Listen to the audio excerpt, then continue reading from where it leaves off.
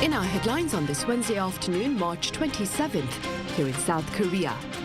Korean voters residing overseas are heading to polling stations starting this Wednesday to cast their ballots for the country's 22nd general election. And the rift between the government and the medical sector over admissions quota remains large as the former reaffirms its resolve for expansion. Also, on the local front, fewer babies are born in January this year, marking a drop of almost 8% on year to stand at 21,442. We start our afternoon newscast today with live coverage of the latest emergency economic meeting presided over by President Yoon Suk-yeol at the Yongsan Presidential Office this Wednesday afternoon. This particular session comes after news of a drop in Korea's Consumer Sentiment Index in March amid concerns over costly agricultural products. In fact, the Consumer Sentiment Index fell to 100.7 this month from 101.9 last month, marking the deepest monthly decline since October. We cut live now to that emergency economic session. 국기에 대하여 경례.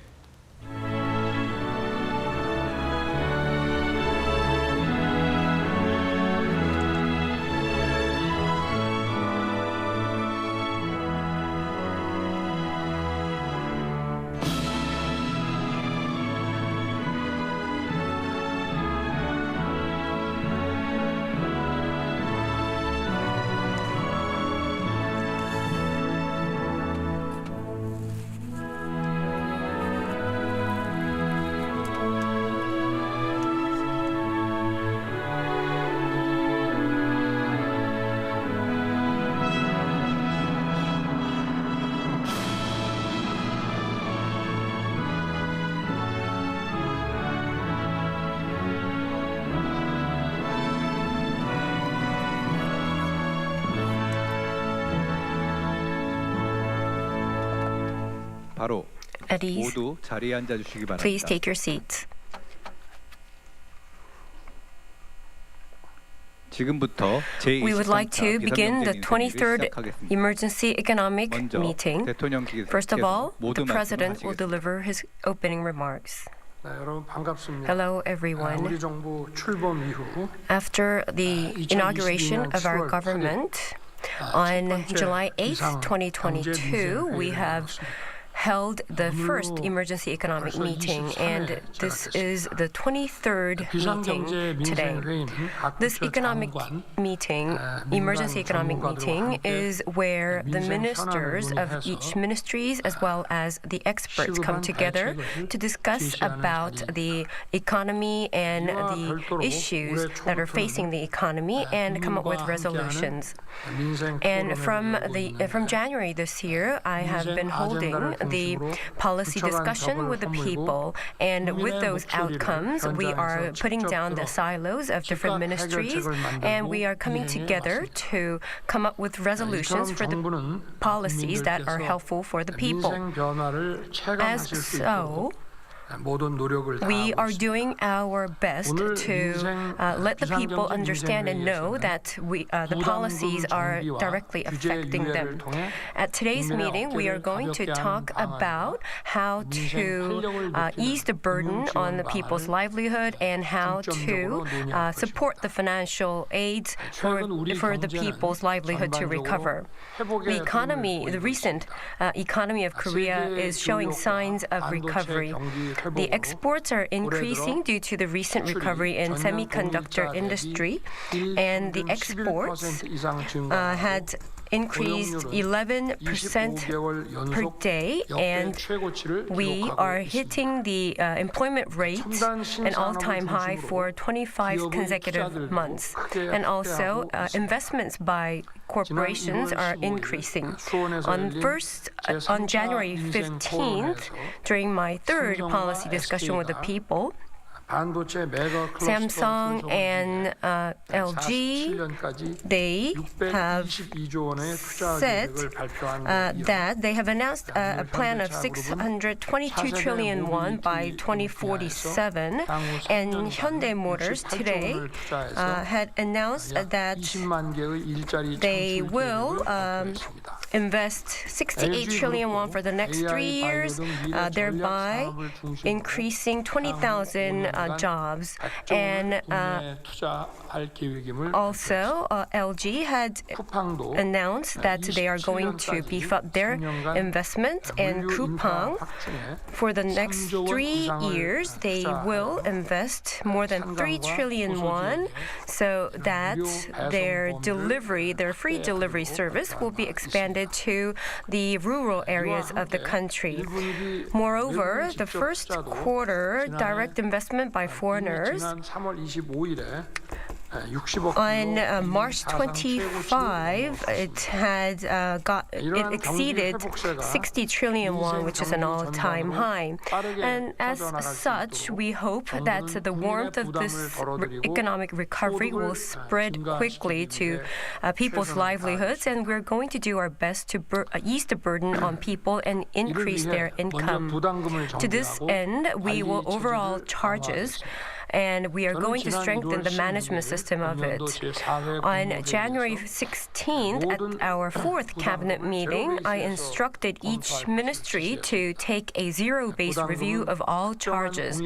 Such charges are levied by the people and corporations for taxes. That's why it's dubbed as shadow tax.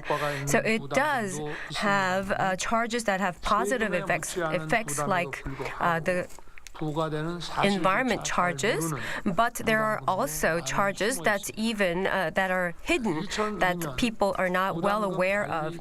In 2022, an act to this end was enacted, so the nation has been taking care of it. However, this is a burden to the people. Actually, the number of charges came down to 91 from 102 in 2002. However, the scale of it has gone up from 7.4 trillion to 24.6 trillion won, which is threefold. So we are going to reorganize such charges on a large scale. For the last 20 years, only 11 types of charges were reduced, and no previous government had ever pursued such groundbreaking level of changes. But we're going to abolish 18 charges. And for example, the charges on school lands will be abolished, and also movie theater ticket charge will be abolished. And also, we are going to reduce the amount of charges on 14 others that are difficult to completely abolish immediately. The electricity basis charges, which is 3.7% levy, will go down to under 1% level. And also, the departure charges for overseas travel will be lower from 11,000 won to 7,000 won, and the exempted will be expanded from under 2 years of age to under 12. So the government will take a close look at such charges, and we're going to make effective of the usage of these charge money. And also, by using a general accounting system, we are going to make the best use out of these charges. And we are going to take close look at the abolishment of movie theater ticket charges and the school charges so that they could be directly felt by the people. And we are going to temporarily suspend the application of a total of 263 regulations. Such temporary suspension will be in regard to the essential areas that are directly linked to people's livelihoods. The regulations that were advised by the local governments that it has to be deregulated, these items will be temporarily suspended. Because of policy restrictions, we are not able to abolish them at the moment. However, in the long run, if it is possible to abolish, then that's what we're going to do. First of all, for the location and the growth related regulation will be also abolished because the floor area ratio regulation has been eased. However, there are other regulations for the relocation and the location of the business sites. So such regulations will be eased as soon as possible. We're also going to expand the use of onnuri gift certificates to neighborhood shopping districts.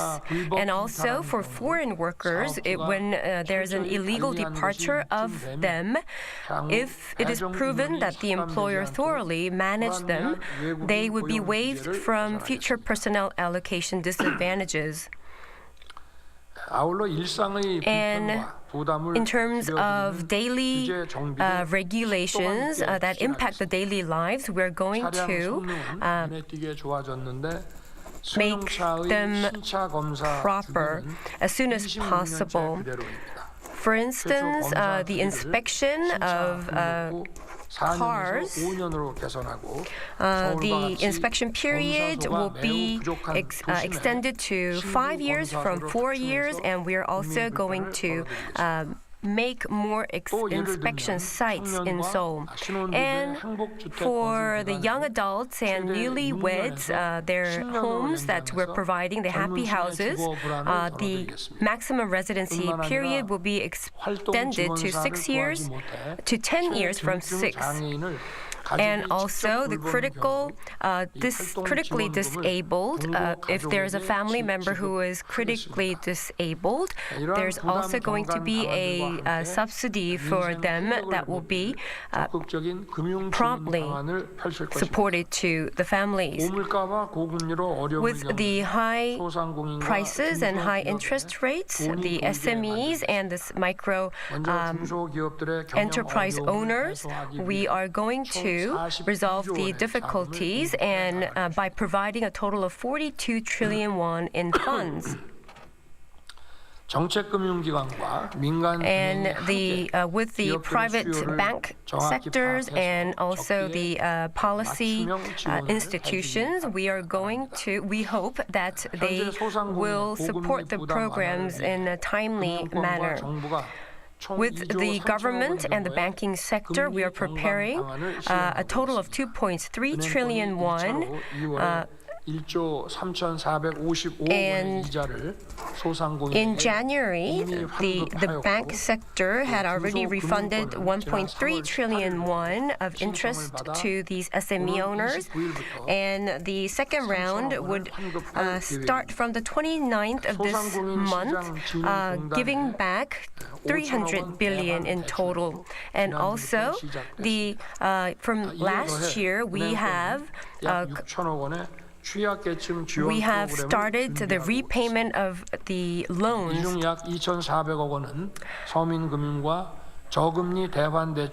And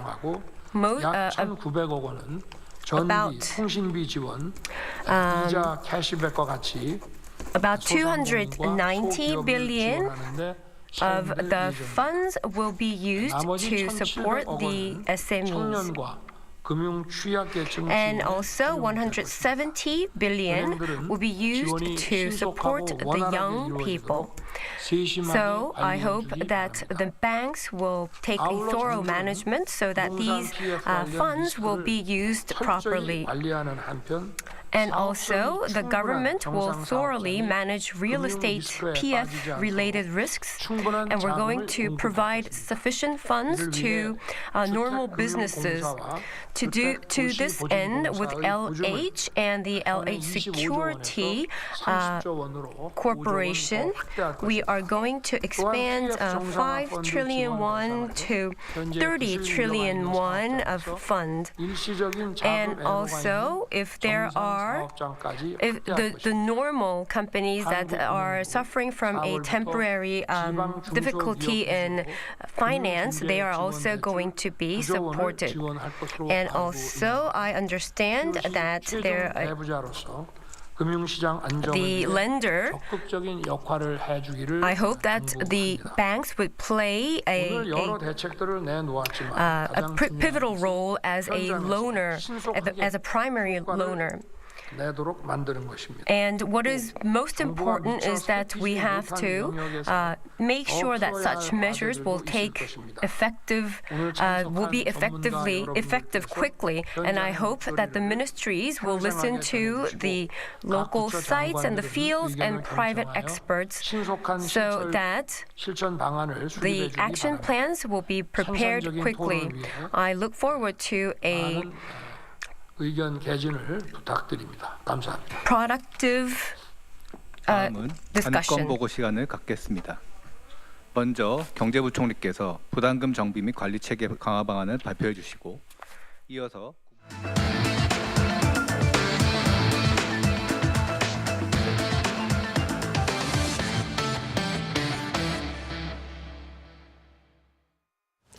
Korean voters residing overseas are heading to their embassies or consular centers starting this Wednesday to partake in the 22nd general election. Our political correspondent Shin Ha-young reports. The general election in South Korea is scheduled for April 10th, just 2 weeks from now. Overseas voting for Koreans living abroad began on Wednesday. However, overseas voting is only available for those who register in advance. Korean citizens without a permanent address in Korea can vote for proportional representatives in the assembly. Those with a permanent address may vote for both proportional and regional lawmakers. According to the National Election Commission, for the upcoming general election, nearly 148,000 overseas voters have registered, accounting for about 7.5% of the total overseas voters. This marks a roughly 35% decrease from the last presidential election in 2022 and a 14% drop from the previous general election in 2020. In the last general election, the turnout was the lowest ever at 23.8%, mainly due to the impact of COVID-19.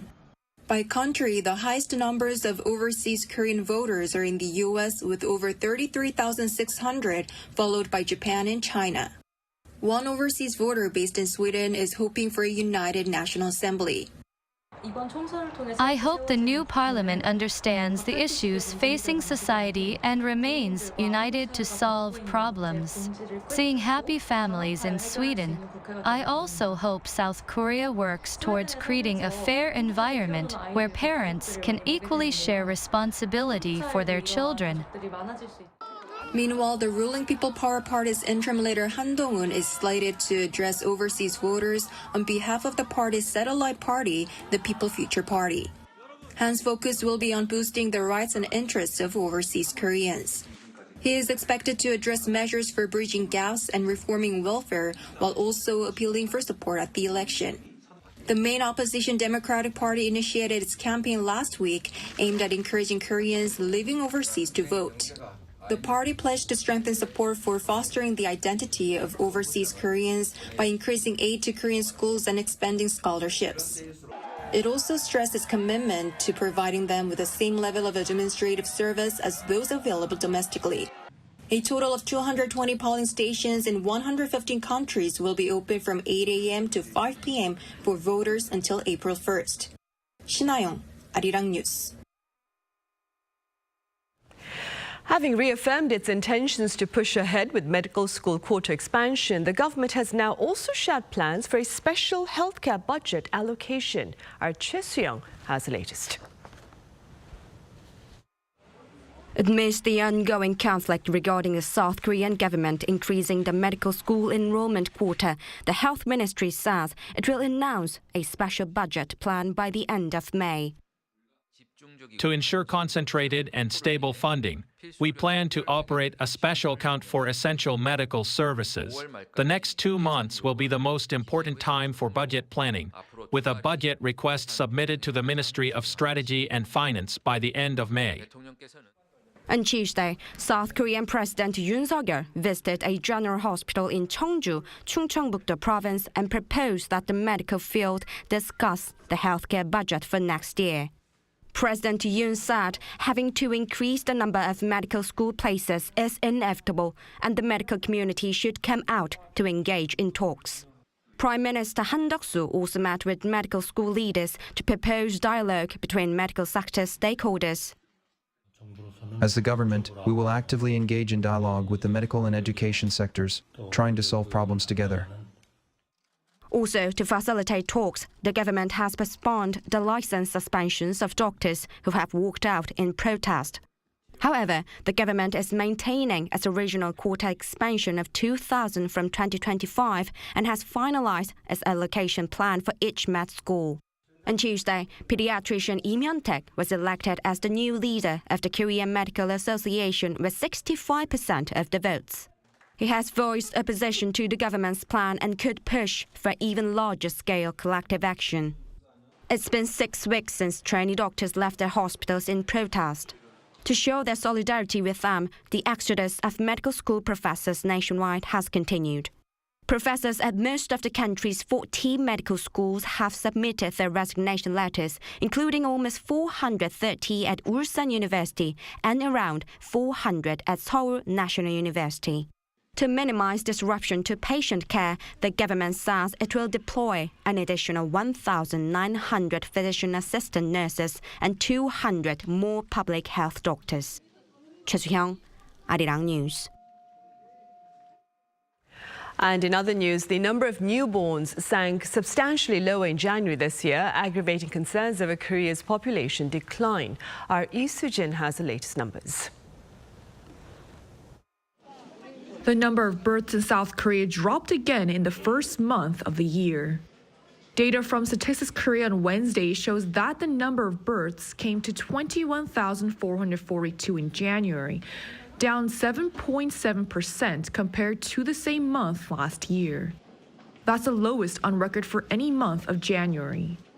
The number of deaths came to 32,490, falling 0.5% compared to the previous year. But the officials said the drop is mostly due to the COVID-19 pandemic-related deaths that were reported in January 2023, and that the agency expects to see an increase in the number of deaths in the future due to South Korea's aging population. With the number of deaths once again exceeding the number of births, the decline in natural population, calculated by subtracting the number of deaths from the number of births, came to some 11,000. South Korea has now seen a drop in its natural population for 51 consecutive months, and the agency expects to continue to see a decline in the coming months. The number of registered marriages, however, rose 11.6% to some 20,000, and the number of divorces was also up 9.5% to nearly 8,000. The agency said that the on-year rises were mostly because there were more working days where people could register their marriages and divorces in January this year compared to last year, when Seollal, or the Lunar New Year, was in the first month of the year. He added that further observation is needed to see whether there will be an uptick in the number of marriages this year. Lee Soo-jin, Arirang News.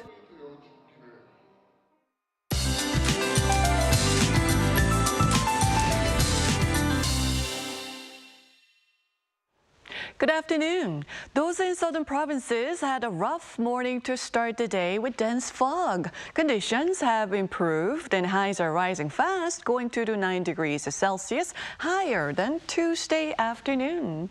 We had chilly morning temperatures, so there will be wide temperature swings between lows and highs. Some parts could have a 15 degrees difference within a few hours, so do dress accordingly so as not to come down with a cold. But overall, we can't complain much about the weather today. Expect fine early spring weather this afternoon under mostly sunny skies with decent air quality nationwide. Seoul and Busan will hike to 16 degrees, Gwangju topping out at 19 degrees Celsius this afternoon. Then there is another round of rain in the forecast tomorrow, starting in the west and Jeju spreading nationwide by the afternoon. Then more calm and promising weather in store from Friday with spring flower blooming season right around the corner. That's Korea for you, and here's a look at the international weather conditions.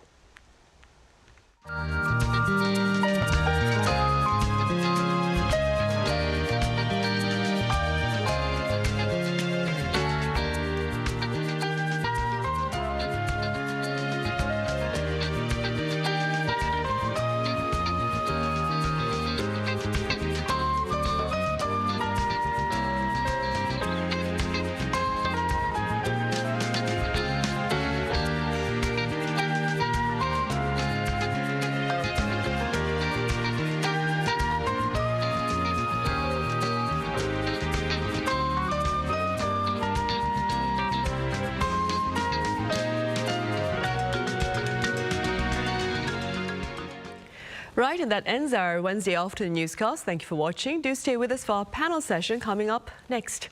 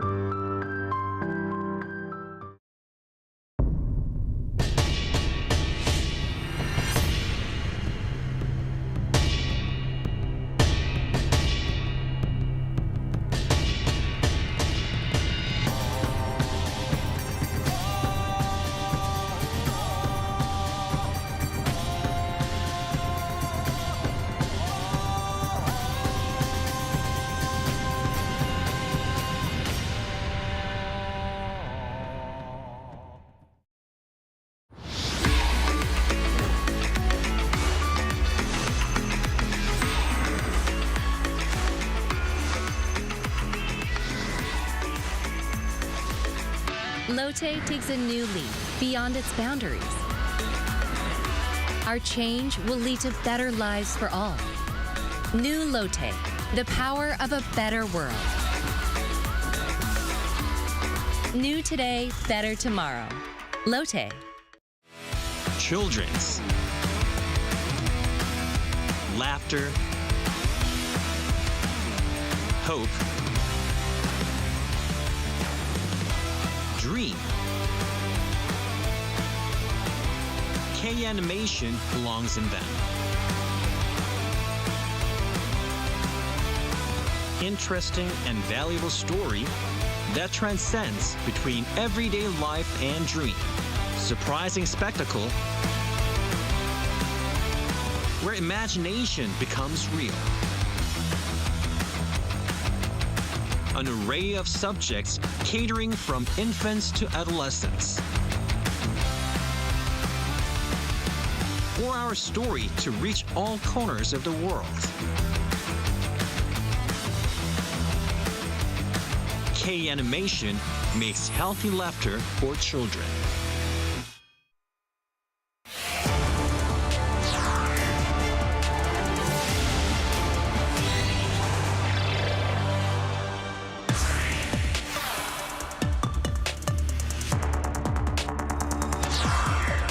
Concerns over healthcare continue in Korea as government authorities and medical practitioners fail to bridge the gap over differences regarding reforms for the medical sector. So what is the government's latest stance? What has been the response from doctors? And beyond borders, is North Korea running through a to-do list for its weapons ambitions? Welcome to Wednesday's edition of Issues and Insiders. I'm Min San-hee.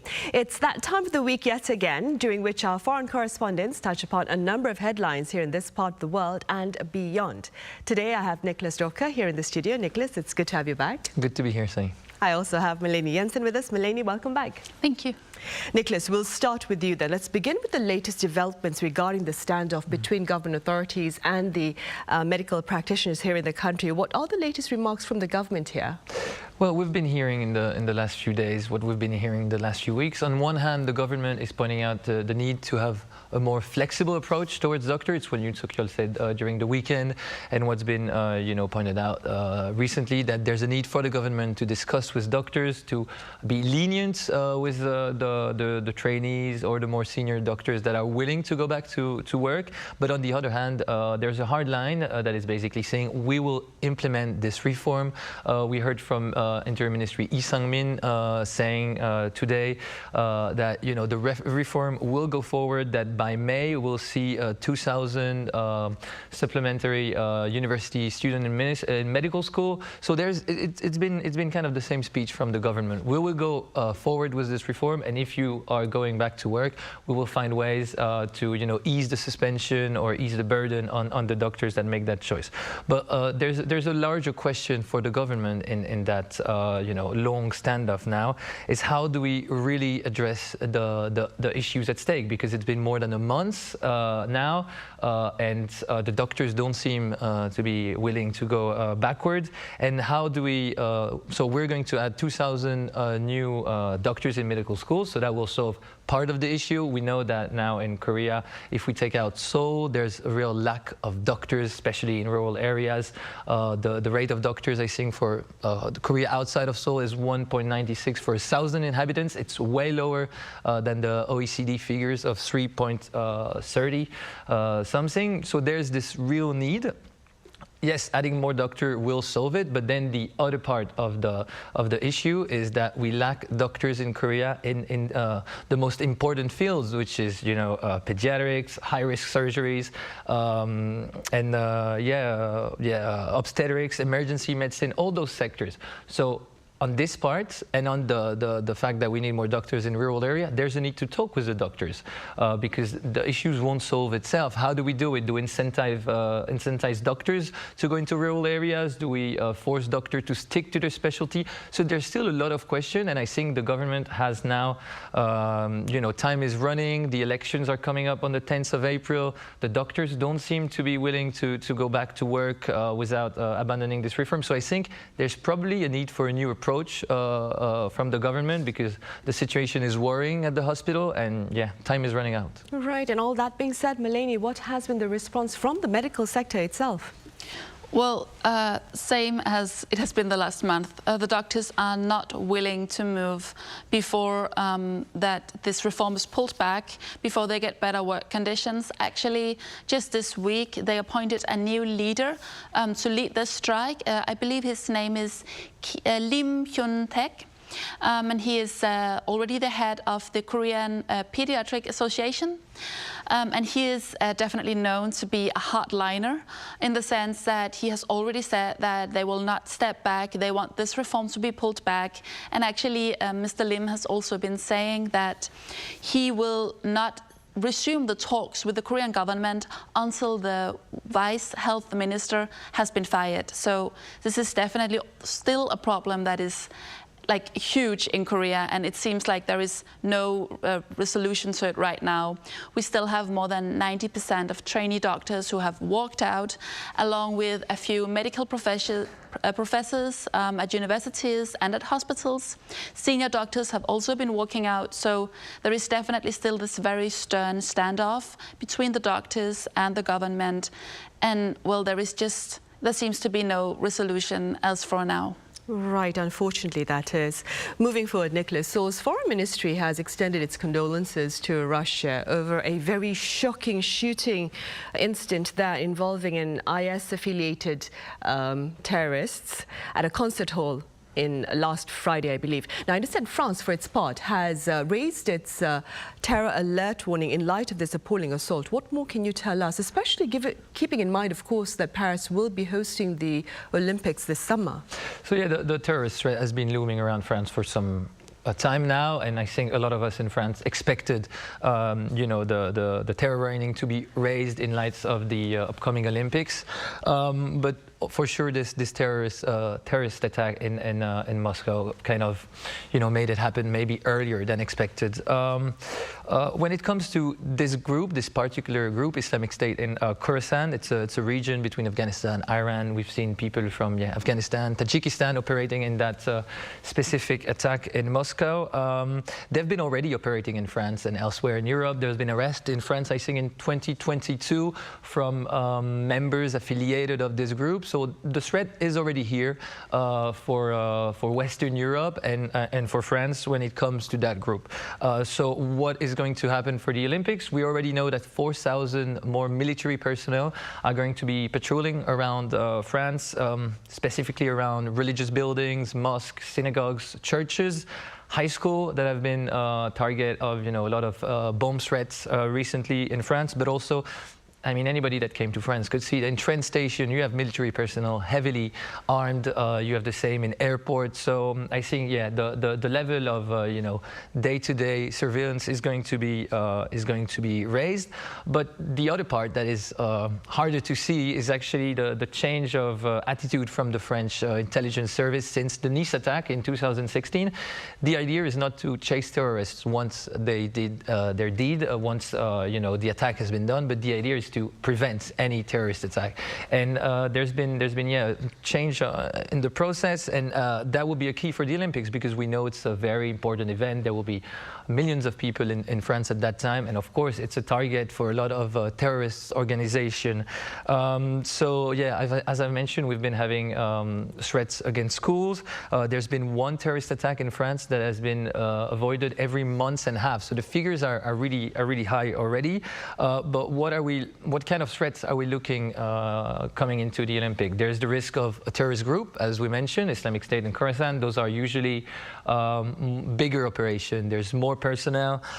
It's more organized group, but it's also, in a way, easier to detect for the intelligence services because the more people, the more messages are being exchanged. So the surveillance on the internet is probably easier to do. But what we've seen recently in the last terrorist attack in Paris and in France have been more one-man operation, just one person, just taking a knife and going into the street, and that's incredibly hard to detect. So that's kind of the challenge that we are facing coming into the Olympics. There's a diversity of threats. There's younger and younger profiles of terrorists. So yeah, there's a wide spectrum of threat, and there's going to be a lot of work to do for the intelligence service in France to assure that the Olympics go smoothly. Right, of course. Also, Melanie, staying beyond Korea's borders, neighboring Japan's decision to end its negative rate policy made headlines here in Korea last week. Now, I believe Denmark, your country, was the first nation in the world to implement a negative rate policy some 12 years ago. Could you tell us a bit more about that? Yes, of course. So the negative rate policy was introduced in 2012, which was in the middle of the financial crisis, both hitting the global world, but also hitting Denmark. And the purpose for making this negative rate policy was actually to have Danes spending money. Because the problem is that when there is a financial crisis, people tend to hold on to their money. But by enforcing the negative rate policy, the Central Bank of Denmark actually made all the other banks pay money to have people putting money into the bank. And that meant that the Danish banks, the local banks, they could not give their clients money for having money in the bank, which initiated a lot of people to do other kind of investments, like invest in stocks, or to just spend their money. Another positive thing about the negative rate policy was that it became very cheap to loan money from the bank. Because there was no positive rates, you could lend money really, really cheaply with a very low rent. And that motivated a lot of Danes to loan a lot of money and to buy houses to kickstart the economy. And it actually worked. And it was seen as being quite positive in Denmark for the first 7 years. However, 3 years ago, the negative rate policy was hitting the banks so hard that they decided that they would also make their clients pay money to put money in the bank, meaning that especially Denmark's wealthiest was hit very hard by having a certain percentage of their income in the bank taken away every year or every month. And that created a really heated public debate where people were discussing, is it worth it to loan money cheaply if we also have to pay money to keep our money safe in the bank? A lot of people were discussing other kinds of investment forms, even such as purchasing gold bars and keep them hidden somewhere, or just purchase a lot of stocks at other companies. And it started actually creating some distrust towards the banks and a lot of bad resentment, bad feelings towards banks. So now that the negative rate policy has been ended in Denmark, along with Japan and along with the rest of the world, it has actually created a new debate in Denmark, because now people have been complaining that now it costs so much money to take a loan to buy new houses. We have a housing crisis. So now, even though you actually get money back, like you get money for having money in the bank, then it affects the ability to loan money easily, which is also a problem now in Denmark. Right. So it has really gotten some positive and some negative feedback. Right, I see. And moving from economic interests to those of security, Nicholas, a US official recently raised quite a bit of alarm by claiming that North Korea's Kim Jong-un is actually running through a to-do list with regard to his nuclear as well as missile weapons ambitions. What more can you add, and how valid are these concerns? Well, if we look at the last few years, definitely recently we've seen such a wide range of North Korean missiles that have been showcased in state media, because in the end that's most of the information we get. What have we seen? A lot of ICBMs, intercontinental ballistic missiles, in 2021, 2020, 2022. More recently, submarine launched missiles, cruise missiles, tank units just a few days ago, short-range ballistic missiles, intermediate-range ballistic missiles, the so-called HAIL unmanned drone that is supposed to create, a nuclear tsunami. We have high doubts on the capacities of that drone. Hypersonic missile system also recently. So, I mean, what we know is that North Korea has been trying to push forward the idea that, look, we have a huge diversity of arsenal. We have the means to hit you in a lot of different ways, and you are not safe even though your defense system are, of high quality. We have the means to outpass them. That is kind of the message that have been sent. We can see also that recently we know that North Korea has pointed out that South Korea is the main enemy, and most of the hostile message have been targeted to Seoul and a bit less towards the United States, when the United States was always framed as the main enemy. We had a lot of ICBM tests, because they were allegedly supposed to be able to hit the United States territory. Recently, what we've seen is more, a wide range of cruise missiles, short-range missiles, intermediate-range ballistic missiles that are able to hit South Korea, but also U.S. bases in Japan, maybe Guam. It's been more that area that's been the main target. So all of that, it's worrying development, but it's in the continuity of what we've seen those last few years.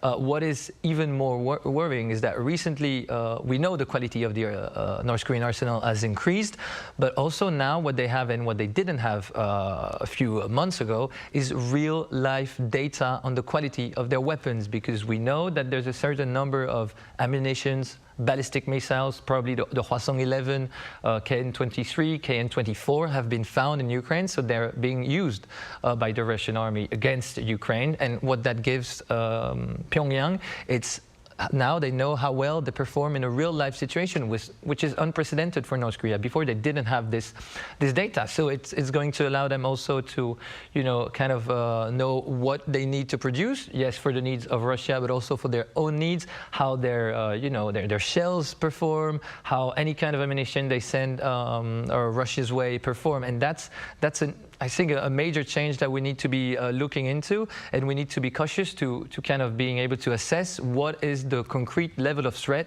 that the DPRK poses to Seoul and its United States ally. Right, and against those concerns, there were hopes for some kind of engagement with North Korea earlier this week when Kim Yo-jong claimed that Japanese Prime Minister Fumio Kishida had relayed hopes to meet with Kim Jong-un in the near future. Now, back on Tuesday, I believe, she dashed those hopes by saying North Korea was not interested in speaking with Japan. All that being said, Melanie, what are your prospects with regard to a summit between Japan and North Korea?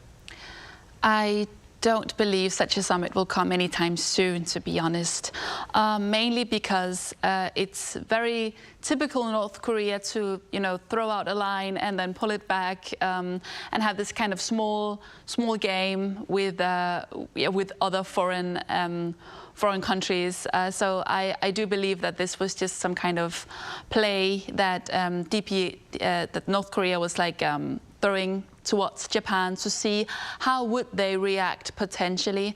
And obviously Japan is very interested in having talks with North Korea, especially because North Korea has abducted a bunch of Japanese citizens back in the 70s, 80s that Japan is very interested in retrieving back.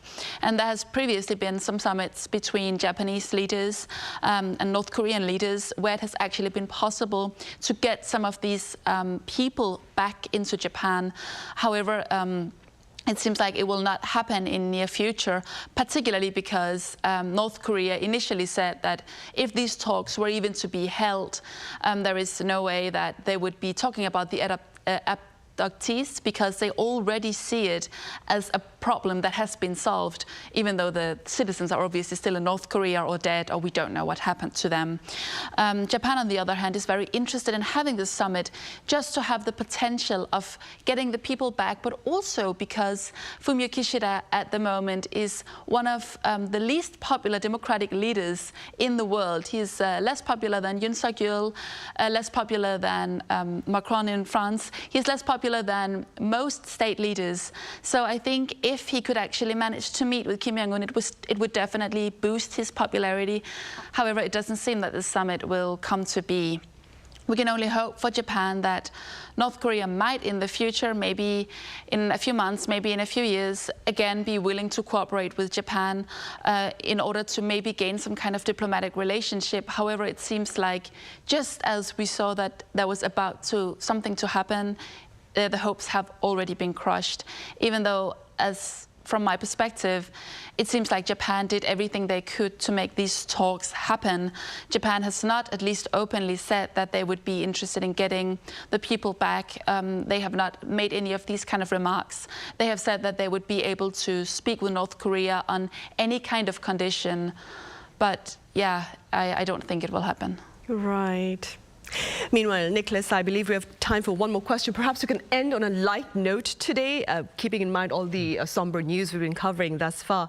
Korean thriller Ex-Humor, it hit 10 million ticket sales this past weekend. Have you seen it, by the No, way? unfortunately not yet. But I'm sure you've heard quite a bit about it. What are your thoughts regarding this milestone of 10 million ticket sales? Well, its success is not really a surprise if you look at the reviews, if you look at the success it had in the Berlin Film Festival. We've seen, as you mentioned, 10 million ticket sale. It has great success in Indonesia, in Taiwan, in Vietnam. It will soon be released in the US, in the UK, in Canada. So we're looking into more success for another successful Korean movie. First of all, I would say the plot is quite intriguing. You know, a renowned shaman is hired by a very wealthy family in America, Korean family living in America that want to investigate kind of an illness that hits the firstborn son of every generation. I mean, it mixes a lot of different, you know, aspects of the Korean culture. It's set in Gangwon-do, a beautiful region, and the casting is great. Also, I mean, we have of course Trim Yun-sik that has been seen in Oldboy in a lot of various movies, and also the actress Kim Kwon-eun that is doing, you know, apparently I've heard by you also a really impressive job as acting as a shaman in the movie. So I think it has everything to make an amazing thriller, a really thriller / horror movie. And I've actually found a few screening with English subtitles in Seoul, so I will be going as soon as I can. And I've heard also from you, Sunny, that it's a movie worth my time, so I'll definitely go watch it. Definitely worth your time. All right, Nicholas, thank you so much for your time and your thoughts today. And Melanie, thank you very much for your insights. Thank you. Right, well, that ends this edition of Issues and Insiders. Thank you for watching.